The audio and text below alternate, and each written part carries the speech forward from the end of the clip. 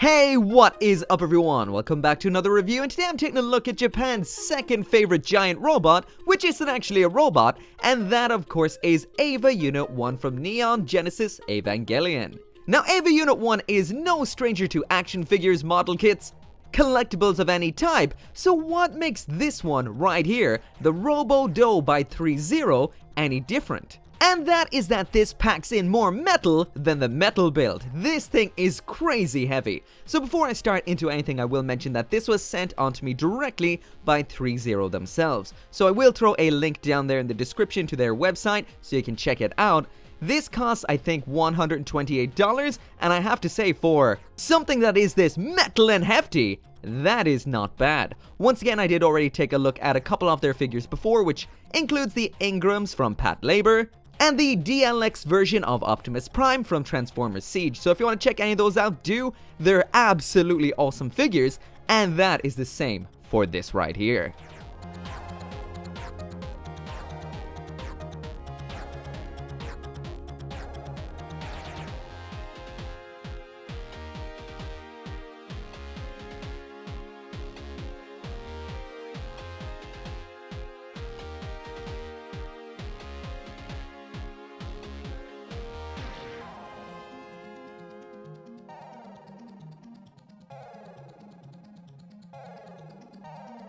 So jumping right on into the aesthetics, and here is what this figure looks like just out of the box. So I have to say the first thing that struck me about this figure is just how big it is. So just for a bit of a size comparison, there it is beside a high-grade Gundam, a master-grade Gundam, the SH Figuarts Goku, as well as a Figma, and that is Saitama. Besides the size of this thing, the second thing that struck me about this is the weight. This thing is made out of so much metal. The joints are metal, a lot of the outer armor is metal, and it just feels so premium. It's hefty, it's big, cool to the touch. This is a figure that feels like nothing I've ever felt before. Honestly, the amount of metal in this figure would make the metal build itself jealous. But I guess that is where the comparisons kind of end with these two figures. The metal build is a complete redesign of the Eva Unit 1, features a completely different look, and the metal parts are more so towards the joints and internal aspects of the figure. Whereas the Robo-Dou right here, this is metal all the way to the outside, mainly towards the legs more so, which gives it an awesome low center of gravity. So now moving right on into that full 360-degree spin, and I'll pop the image of what this should look like up on the right. This figure right here is based on the version of Eva Unit 1 from the rebuild of Evangelion movies. And as far as I can see, this looks picture perfect. The colors on this look phenomenal. The green is in an almost matte green that is extremely striking, and the purple when you get in close is an almost candy paint. On top of that, there is some extra detailing added onto this that's not on the original design, which of course are those little notches to give it that kind of giant bolted armor vibe. And we also have some cool decals on the forearms to give it that extra bit of flavor. On the whole, this does look fantastic. From all the figures and model kits I've seen so far of Eva Unit 1, I feel this really does capture its essence and its weirdness in just the perfect way. So now jumping right on into the articulation, and like I've mentioned already, this is a premium figure right here. It's big, heavy, metallic, and for the most part, all of the joints are super strong. Occasionally I get a little bit of a lean to the forward with the ankles, but besides that, most of the time, this thing is as solid as a rock, or should I say, as solid as a metal. No, that's dumb. But anyway, working from the head down. Neck left and right, double jointed down and up, mouth can open and close, 2 opening hatches for the entry plug, some forward and back motion at the shoulder, a little bit stiff, arm all the way up and down, can spin full 360, double jointed bend at the elbow, killer ab crunch, side to side crunch, double jointed torso twist, kick up to the front and bend at the knee, kick out to the back, ankle extend and flex, toe bend, knee armor pivot, you can pull down the leg to unlock a little bit more movement, and then it can do a kick out to the side. All in all, the articulation on this is fantastic, and it really does do a lot of the odd movements that an Eva would do. Combine that with its size, and this thing is such a joy to behold. I am impressed.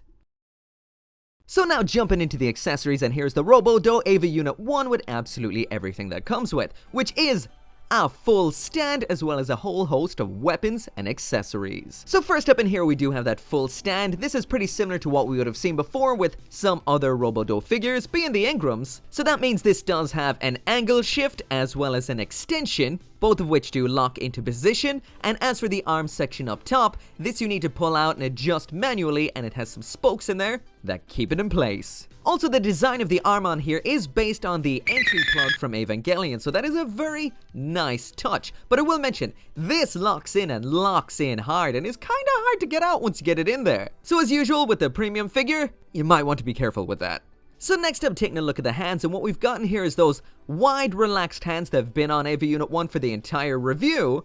Next up, we've got a pair of widespread dynamic hands, a pair of clenched fists, a pair of weapon-holding hands. These are for holding onto the pallet rifle specifically, and just one hand for holding onto the progressive knives. Now, I will mention, changing the hands on this figure is ridiculously hard, mainly because when you pull them, as in to get them off, that sounds worse than I meant it to, it pops out at the wrist, not the hand, because the bigger ball is in the hand, smaller ball in the wrist. So general physics means it likes to come out at the wrist. I had to use a part separator every time to get the hand off the wrist joint. So yeah, quite difficult. Take care. The progressive knives look great. The detailing is fantastic. Same awesome level as what we see on the Eva itself. And I've never noticed it before, but did they always say shiv on them? Because that's pretty grim. The hands in here are not metal, these are just soft, pliable plastic, so popping the progressive knife in is pretty simple. There's an example of what Eva Unit 1 will look like ready to shiv some angels, which is pretty cool. And we also have an alternate version of the progressive knife in here with a little bit of a joint in the middle, which allows it to fold ever so slightly. Now this attaches into an alternate pylon for using up on the left-hand shoulder. It pops in like this, just slide it on, and then you can position the blade either out like this or pushed in like so. So to attach the pylon onto the shoulder, it's pretty simple.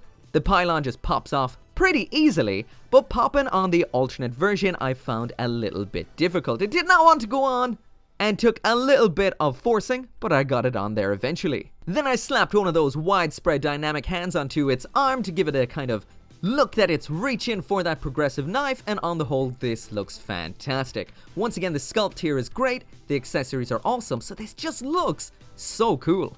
So next up in here, we've got the Eva's only long-range weapon, which is the pallet rifle. Once again, this looks fantastic in that khaki green, nice metallic silver, and a whole bunch of other colors. The detailing is fantastic, and every angle of this has been given such attention to detail, even around on the back of the stock.